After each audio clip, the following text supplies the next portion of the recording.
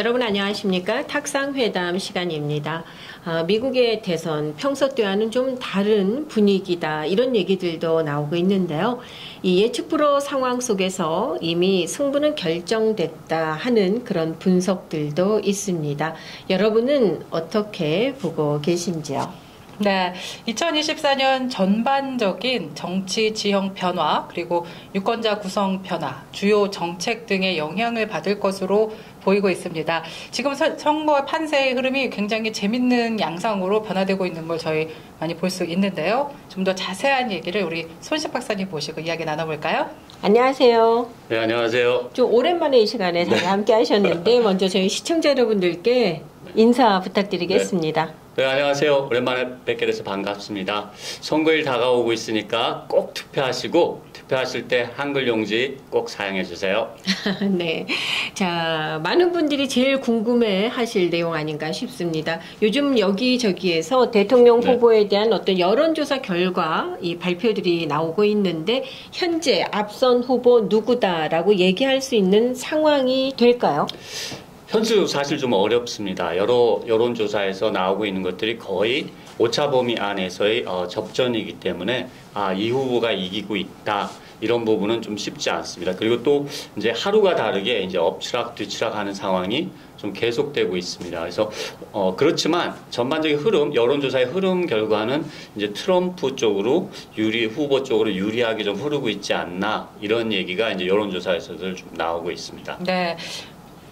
초반에는 카멀라 해리스 후보가 굉장히 압도적으로 여론조사에서 이기고 있지만 지금은 정말 막상막하라는 의견도 있고요. 또 트럼프가 더 우세하다라는 의견도 있는데 경합주에서는 현재 지금 누가 앞서고 있는지 정리 좀 부탁드립니다. 네, 일단 경합주 여러 곳에서는 사실 얼마 전까지 8월 달에 조사를 했을 때는 몇 개 주에서 해리스 후보가 앞서는 걸로 나왔었는데 이제 그런 부분이 약간 역전되고 그렇지만 어떻게 보면 경합주에서 지금 반반 좀 나눠지고 있는 상황들이 아닌가.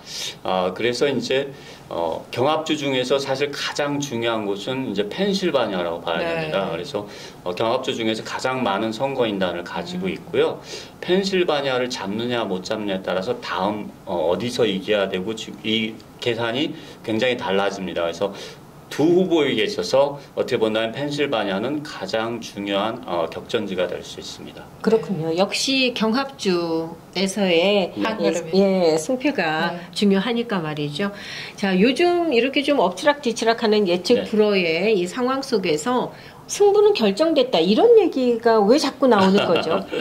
일단 뭐 전반적인 흐름이나 이런 어떤 그러니까 경제 상황, 이런 유권자들에게 어떤 경제가 다가오는 이제 피부로 느끼는 그런 상황 이런 부분들이 좀 트럼프 후보에게 좀 유리한 방향으로 흐르지 않았나. 그리고 또 이제 해리스 후보가 이제 바이든 정부하고의 어떤 차별화 이런 부분에서 조금 부족한 부분이 있지 않았는가 이런 부분이 있지만 저는 그래도 아직도 사실 누가 될지는 모른다라고 생각을 합니다. 그래서 해리스 후보에게도 충분히 현실적으로 승산이 있는 선거가 아닌가 이렇게 보고 있습니다. 네. 트럼프가 우세하다는 여론조사 결과가 앞서고 있는 상황에서 아닐 수도 있다라는 또 입장을 내주셨는데 요즘 2024년 대선 트렌드가 점점 이상한 쪽으로 좀 바뀌고 있다라는 말도 있어요. 굉장히 재밌으면서도 이게 젠더 이슈로도 지금 나뉘고 있다. 이런 이슈들이 나오고 있는데 사실 한국에는 이미 지금 젠더 이슈가 MZ세대 사이에서 크게 이제 확산되고 있잖아요. 근데 그게 미국에도 지금 일어나고 있다고요? 네, 저도 똑같다고 보고요. 저는 어떻게 보면 이번 선거의 결과는 미국의 여성 유권자에게 달려있지 않은가 이렇게 보고 있습니다. 그래서 현재 이제 낙태권 문제를 계기로 이제 점화된 전국적으로 일어나고 있는 어떤 여성들의 어떤 선거 참여도 이런 부분들이 이제 굉장히 높아지고 있죠. 그래서 이제 트럼프의 사실 선거 전략을 본다라면 크게 이제 이민 문제와 이 낙태 문제를 들 수 있습니다. 근데 이민 문제는 사실은 제가 보기에는 인종차별주의에 근거한 겁니다. 그래서 어떻게 본다라면 이민자들에 대한 공격을 강화하면서 백인 이민자들로 인해서 자기들이 특권을 잃고 손해를 본다라는 그런 백인의 그 열기 이거를 이제 흡수한 이제 트럼프의 어떤 능력이죠. 거기에다가 이제 낙태권을 둘러싸면서 어떻게 본다면은 성차별 이슈, 그래서 이제 여성들의 지위가 상승하고 사회적으로도 여성들의 권리가 상승하고 사실 대학도 여성들이 더 많이 갑니다. 그러면서 이제 여성들과의 경쟁에서 밀리기 시작한 거죠, 남성들이. 특히나 이제 요즘 젊은 뭐 20대 요 세대에서 그러면서 그것에 대한 어떤 분노, 그것이 이제 여성들에 대한 분노. 어떻게 보면 트럼프가 또 그걸 캐치하기 시작했다고 봅니다. 그래서 어떤 성차별적인 그러면서 남성 그 우월주의의 그런 모습들, 그러면서 유세 때도 굉장히 그런 모습들을 보여주는 거죠. 남성 이런 것들 되게 굉장히 과시하고 뻐기고 이런 논리를 하면서 어떻게 본다면 그런 인종차별주의, 성차별주의 이거에 근거해서 거기서 자기가 특권을 잃었다고 생각하는 유권자들을 다량으로 흡수해 들어온 겁니다. 그래서 이제 그런 흐름으로 가고 있는 거고, 반면에 이제 우리 해리스 후보 같은 경우는 이 낙태권으로 인해서 우리 여성 유권자들의 참여가 전폭적으로 늘었다는 거죠. 그래서 그 부분에 대한 위기 의식을 느끼고 있는 여성 유권자들이 굉장히 많아지고 있고, 또 이제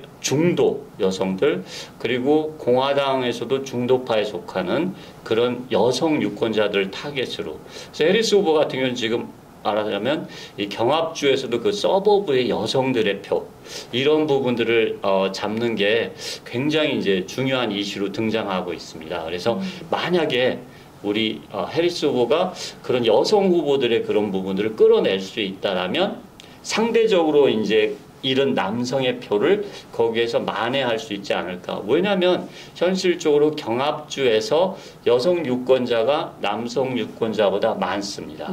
그렇기 때문에 해리스 후보가 여성 유권자들 사이에서는 트럼프 후보보다 거의 두 자릿수로 앞서고 있습니다. 그렇기 때문에 만약에 그런 부분들이 실제 투표, 턴아웃에 반영이 된다라면 해리스 후보에게도 아직 승산이 있는 선거가 될 수 있습니다. 네. 역대 선거에서 이렇게 젠더 이슈가 부각된 적이 있었나요? 이제 사실 젠더 이슈는 항상 어떻게 본다면 이게 암암리지만 항상 이제 부각됐었지만 올해같이 이렇게 전폭적으로 드러난 적은 사실 없습니다. 그러면서 굉장히 이제 그 대립각이 서 있는 거고요. 그것이 이제 어떻게 이 선거 결과가 나오냐가 또 이제 향후에 어떤 이 사회 정치 지형이 어떻게 전개될 것인가 하는 부분에 큰 영향을 미치리라 보고요. 근데 이제 낙태권 이슈 문제는 정말 저희야 일리노이에 살고 있기 때문에 잘 모르지만 이 낙태권이 완전히 낙태가 금지된 주들에 사는 여성들에게서 많은 어려움들이 이제 발생하면서 이 부분의 어떤 심각성 이런 부분들이 굉장히 저희가 피부로 느끼는 것보다 더 강하게 퍼져 있는 것 같습니다. 그 말씀해 주신 이유들 때문일까요? 올해 투표에서는 특히 이 여성들의 조기 투표율이 상당히 높았다는 소식이 들리고 있지 않습니까? 네, 맞습니다. 네, 2024년 이 미국의 대선 뭐 여러 가지 지금 계속 말씀 중에 있으십니다만은 중요한 좀 관전 포인트 정리를 부탁드릴게요. 일단 그 부분을 좀 많이 보셔야 될 것 같아요. 가장 중요한 이슈가 되고 있는 우리 이제 이민 문제와 낙태 문제. 실제 근데 이제 결과는 누가 얼마나 많이 자기 지지자층을 이제 투표로 끌어낼 수 있느냐 이런 부분이 되기 때문에 우리 한인 부분들도 그런 부분에 좀 많은 관심을 갖고 이제 참여하셔야 되지 않는가. 근데 이제 이민 문제에 있어서도 지금 우리 트럼프 후보 같은 경우는 뭐 최대 규모의 디포테이션 추방 이런 부분을 이뤄내겠다. 또 뭐 이런 얘기가 나오고 있는 상황이기 때문에 이 부분은 뭐 저희 한인은 이민자 커뮤니티로서 좀 영향을 받을 수 있는 부분이고 관심을 갖게 되는 거고요. 반면에 이제 해리스 후보 같은 경우에는 이제 이민 시스템을 좀 더 개선하는 것 하면서 국경 안보도 좀 강화하는 방향 이런 부분들을 좀 추구해 나가겠다 이렇게 얘기가 되는 거고요. 낙태권 같은 경우는 이제 전혀 갈라지는 거죠. 해리스 후보는 여성의 권리를 주장하는 거고 여성의 판단이 맞다라고 하는 거고 이제 그런 면에서 이제 트럼프 후보도 조금 밀리는 걸 알기 때문에 자신도 전국적으로 낙태 금지안을 지지할 마음은 없다 이렇게 계속 얘기는 하고 있지만 이제 반대편에서는 믿을 수 없다. 네. 이미 그걸 뒤집은 사람이기 때문에 언제든지 바뀔 수 있다 이런 부분이 있는 거고요. 경제 문제 같은 경우에 이제 봤을 때는 과연 이제 우리 한인 커뮤니티에 누가 더 많이 도움이 될 수 있을까 이런 부분을 좀 생각하셔야 되는 것 같아요. 그래서 가장 이제 크게 대립되는 부분은 아무래도 세금 감면 문제가 되겠죠. 그래서 이제 아무래도 트럼프 후보 같은 경우는 이제 기업 과 친한 그런 선호하는 정책들이 많이 있기 때문에 기업들에 대한 세금 감면 그리고 좀 부자들에 대한 세금 감면 이런 부분들이 좀 나와 있는 거고요. 반면 이제 해리스 후보 같은 경우에는 부자세 그래서 부자들에게 세금을 더 걷겠다. 그리고 일반 보통 중산층들에게는 절대로 세금을 올리지 않겠다. 이런 부분이 네. 좀 강조되고 있습니다. 아무래도 이번 대선은요, 트럼프의 법적 문제도 무시하지 못할 그 변수인 것 같아요. 또 네. 경제, 앞으로 대통령이 누가 되는지에 따라 경제가 좋아질 것이냐, 나빠질 것이냐, 이 부분도 사실은 굉장히 무시하지 못할 부분이긴 한데요.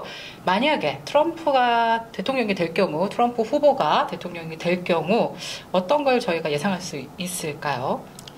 일단 현재 트럼프 후보가 얘기하고 있는 것은 기업들에 대한 세금을 감면해 주는 것과 관세 얘기가 좀 많이 나오고 있습니다. 그런데 좀 우려되는 부분은 이제 관세가 이런 부분들이 부과됐을 경우 사실 피해를 볼 수 있는 것은 일반 국민들입니다. 그렇기 때문에 그것이 소비자 부담으로 전가되기 때문에 그에 대한 피해가 올 수 있기 때문에 그래서 일부 이제 경제학자들은 트럼프가 됐을 경우에 그런 경제가 그런 오히려 더 안 좋아지고 인플레이션이 확대될 가능성이 있다. 이런 좀 우려도 나오는 거고요.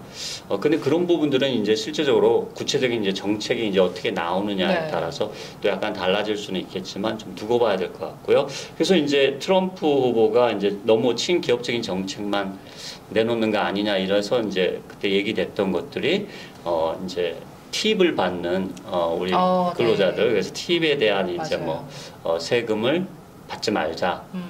그래서 아마 이제 그 얘기가 처음으로 나왔었고, 해리스 후보도 이제 그거에 맞서서 차일드 텍스 똑같이 그렇죠. 그 팁에 대한 텍스는 받지 않고 그 대신 일반 이 국민들을 돕기 위해서 차일드 텍스 크레딧을 확대하고 시니어가 됐을 경우에 이제 홈케어를 받을 수 있게끔 이렇게 해줘야 된다. 그리고 처음 집을 사는 사람들에게는 다운페이를 25,000을 지원해주자 이런 얘기가 나오게 되는 거예요. 그래서 실제 이제 구체적인 이제 방안들을 어떻게 할 것이냐 이런 부분들이 좀 디테일은 나와봐야 알겠지만. 대략적으로 이제 큰 그림들은 그렇게 그려지고 있습니다. 네. 저는 그 궁금한 게 법적 문제에 휘말렸었잖아요. 그 검사 기소를 한 검사가 과연 계속 그 직업을 유지할 수 있을지. 얼마 전에 트럼프 후보가 뭐 자기가 당선되면 바로 해고하겠다고 공언한 바 있습니다. 해고에서 그칠까요? 근데 지금 이렇게 지금 다 아시겠지만 트럼프 전 대통령이 재직 당시 3명의 대법관을 임명했습니다. 그래서 그분은 우리가 너무 잘 알고 있죠. 근데 또 그뿐만 아니라 연방 법관들도 트럼프 전 대통령이 당시에 엄청난 숫자를 임명을 했습니다. 맞아요. 그 결과로 어떻게 본다라면 트럼프 지금 후보에 대해서 대법원에서도 사실 우호적인 판결이 나오면서 재판 과정을 많이 중단시켰고요. 또한 그 연방 판사도 사실 법조계에서는 그 사람이 자격이 없다. 저를 할 수 있는 자격이 없다라는 거에도 불구하고 트럼프 후보가 임명을 했던 그 법관이 지난번에 이제 그 마라라고에서 있었던 그 보안 문서 관련 재판을 맡으면서 그거를 막아버린 거, 정지시켜버린 거죠. 그러니까 어떻게 본다면은 트럼프가 임명한 법관들에 의해서 트럼프가 덕을 사실 엄청난 덕을 받습니다. 그렇기 때문에 사실 뭐 이번에 대통령이 당선이 된다면 뭐 그런 어떤 조사나 이런 부분들은 다 거의 그냥 퍼머넌트리 마무리되는 건가요? 그럴 가능성도 높습니다. 그러나 만일 해리스 부통령이 당선이 된다면 트럼프의 기소 가능성 어떻게 될까 또 궁금해들 하실 것 같습니다. 그 부분은 이번에 지난번에 이제 연방 대법원에서 어떻게 본다라면 대통령의 어떤 권한 일부분을 굉장히 브로드하게 인정을 해준 부분이 있습니다. 그래서 이번 그 특별검사가 다시 기소를 할 때는 그 부분을 빼고 대통령으로서의 역할이 아니라 후보자로서 하려고 했던 부분에 초점을 맞춰서 다시 이제 기소를 하겠다라고 얘기를 했고요. 그렇기 때문에 만약 해리스 후보가 당선이 된다라면 기소 내용 자체가 그런 식으로 대법원에서 판결한 내용을 피하기 위해서 바뀌어져서 제출되고 다시 진행될 가능성이 있습니다. 네. 사실 저희가 탁상회담 초반에 얘기를 한 경험을 좀 기억해 보면요. 이번 대선은 좀 많은 사람들이 흥미가 좀 떨어졌다. 많은 사람들이 참여율이 좀 저조할 거다라는 예상을 좀 했었거든요. 근데 지금 이제 거의 선거일을 이제 거의 며칠 앞두고 굉장히 열기가 뜨겁다는 걸 느낄 수가 있어요. 조기 투표율이 무려 70%를 넘어섰는데 이 이유가 뭔지 좀 궁금해요. 어떻게 생각하세요? 제가 보기에는 미국의 정치가 그야말로 굉장히 당파적이 됐다는 거죠. 그러니까 치열한 거죠. 서로 대립 구도가 너무나 어떻게 보면 양극화되면서 맞서고 있기 때문에 그 부분이 이제 크게 작용을 하는 것 같습니다. 그야말로 정말 상대방이 됐을 때는 우리 쪽이 지금 큰일 나, 막 이런 분위기. 이 미국을 떠나서 캐나다로 가야 되느냐. 그 정도. 뭐 이런 말이 나올 정도 그런 이제 어떻게 본다면 사실 좋지는 않은 건데 그런 극단적인 그런 분위기들 서로 대립하면서 참여율이 좀 올라가고 있는 상황이 아닌가 싶습니다. 네, 이 누가 대통령이 되느냐에 따라서 실제적으로 우리 삶에 미치게 되는 영향들이 굉장히 많잖아요. 그렇죠. 때문에 기업하는 사람들, 뭐 이민자들 지금으로서는 일단은 모든 걸 조금 스탑하는 분위기라고나 할까요? 뭐 기업들은 투자를 하더라도 선거 이후에 하겠다. 뭐 이런 얘기들도 들리고 있습니다. 또 말씀해주신 그런 여러 가지 이유들이 복합적으로 작용했기 때문이 아닌가 싶기도 한데요. 그럼에도 불구하고 글쎄요, 말씀해 주셨습니다만은, 이제 선거에 무관심한 것처럼 보였지만, 조기 투표율은 굉장히 높았다. 다들 관심은 있는 거예요.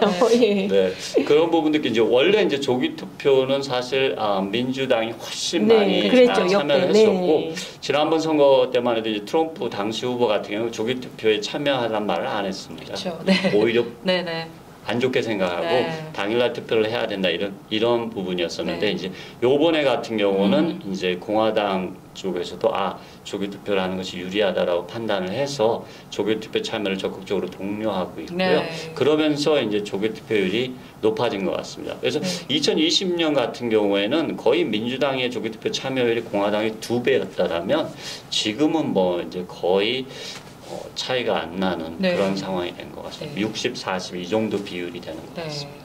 지금 갑자기 드는 생각인데요. 아까 여성 유권자들의 파워가 점점 높아지고 있다, 젠더 이슈로까지 나뉘고 있다라고 말씀을 하셨는데 반면에 여성 유권자들 가운데서도 보수층이 있잖아요. 그렇죠. 낙태권을 반대하고 그다음에 성 정체성, 우리 성 전환 관련해서도 반대하는 입장들이 분명히 많은 걸로 알고 있는데. 그럼 이런 분들은 여전히 그런 반대를 좀 지지하고 있는 상황이 보이고 있나요? 그렇죠. 그러니까 이제 그 비율이 어떻게 되느냐가 이제 어떻게 보면 나중에 결과를 보면 어느 쪽 후보가 이기느냐에 굉장히 큰 영향을 미치게 될 겁니다. 그래서 여성 표심이 어느 쪽으로 쏠리느냐. 그리고 여성 표심도 그렇고 초반에 말씀해 주셨습니다만 유권자들의 상당한 변화가 있을 수 있는 곳이 미국이잖아요. 워낙 이민자들도 많고 또 시민권을 획득해서 이제는 또 투표권을 행사하는 그런 인구들도 많이 있고 그래서 초반에 저희가 이 선거 문제를 얘기할 때 그런 부분들도 또 영향을 미치고 있다. 충분히 그렇게 얘기를 하셨거든요. 왜냐하면 일단 매년 새로운 이민자들, 시민권자, 얼마나 많은 사람들이 시민권 선서를 하게 되는 거고요. 또한 인구들이 이동을 하지 않습니까? 마찬가지로 일리노이는 인구가 줄고 있지만 저쪽 이제 조지아 같은 곳, 플로리다 같은 곳 인구가 늘어나고. 근데 또 그 인구가 이동하는 인구들이 또 이민자들이 또 많이 이동을 하고 있고요. 그렇기 때문에 그런 지형들 그리고 또 이제 연령대.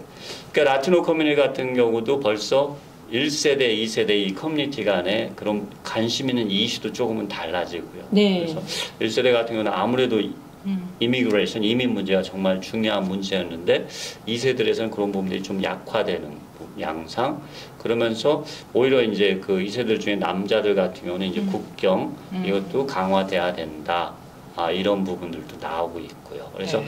그런 세대 간, 그리고 성별 간 이런 부분들이 좀 역동적으로 움직이고 있는 선거가 네. 아닌가 싶습니다. 어찌 보면은 2024년 대선이 또 네. 여러 가지 면에서 좀 기록을 세울 네. 가능성도 많이 있어요. 만약에 네, 해리스가 당선이 된다면 미국의 최초의 여성 대통령이 그렇죠. 되는 거 아니겠습니까? 이것도 네. 뭐 그렇죠. 역사에 남을 기록이잖아요. 그렇죠. 네. 엄청난 그 기록이 되는 거죠. 네. 그래서 과연 그 벽을 넘을 수 있을 것인가? 네. 힐러리 클린턴을 넘어서서 네. 네. 역사의 한 획을 그을지 기대가 되는데요. 특히나 올 미 대선은 가장 뜨겁고 치열한 선거 경쟁이 네, 예상되고 있습니다. 특히나 한인 유권자들의 투표율 굉장히 높은 걸로 조사가 됐습니다. 그래서 그 어느 때보다 치열한 경쟁이 예상되고 있습니다. 네. 자, 오는 11월 5일, 정말 이제 얼마 남지 않았죠. 이제 카운트다운에 들어간 듯한 느낌마저 드는데요. 도널드 트럼프의 두 번째 임기가 될 것이냐, 아니면은 말씀드린 것처럼 미국 최초의 여성 대통령이 탄생할 것이냐, 미국의 이 모든 관심이 집중되고 있습니다. 자, 어떻게 생각하시냐고 개인 의견을 묻고 싶지만 예. 아니 우리 선 박사님 개인 이야기 들으면서 마무리할까요? 네. 개인이라기보다는 저는 일단 네. 우리 한인 커뮤니티 분들이 모두 이제 선거에 참여하시는 것 이 부분이 좀 가장 중요하고요. 네. 제가 앞에도 말씀드렸지만 가능하시면 투표하실 때 설령 영어가 편하시더라도 좀 한국 투표용지를 선택해 주시면 우리 한인 커뮤니티 발전에 좀 도움이 되지 않겠는가. 그리고 좀 전국적으로 저희가 이제 또 하나 알아둬야 될 것은 우리 한인 2세 중에 앤디 킴. 맞아요. 나요. 네. 네. 연방 하원 의원이죠. 근데 지금 연방 상원 의원에 네. 도전하고 있습니다. 그래서 우리 한인 2세로는 처음으로 연방 상원에 당선이 된다라면 네. 굉장히 역사적인 일이 그렇죠. 될 수 있고 네. 현재로서는 가능성이 아주 높다고 하더라고요. 유력시되고 있으니까. 그 네. 뉴욕, 뉴저지에 사는 우리 한인 동포들 투표 꼭 하셔야 되겠네요. 네, 맞습니다. 네. 네. 또 저희 채널을 많이 시청하시기 때문에 네. 아주 시청률이 높은 지역이거든요. 예. 네. 좀 힘을 모아야 할 때가 아닌가 싶기도 네. 합니다. 네. 자, 오늘 탁상회담 미 대선을 앞두고 여러 가지 이슈들에 대해서 살펴봤습니다. 오늘 소식은 여기까지고요. 또 선거 이후에 다시 한번 자리에 모시고 오늘의 이야기들에 대한 총평도 정리를 해보는 시간 만들어 보도록 하겠습니다. 고맙습니다. 네, 감사합니다.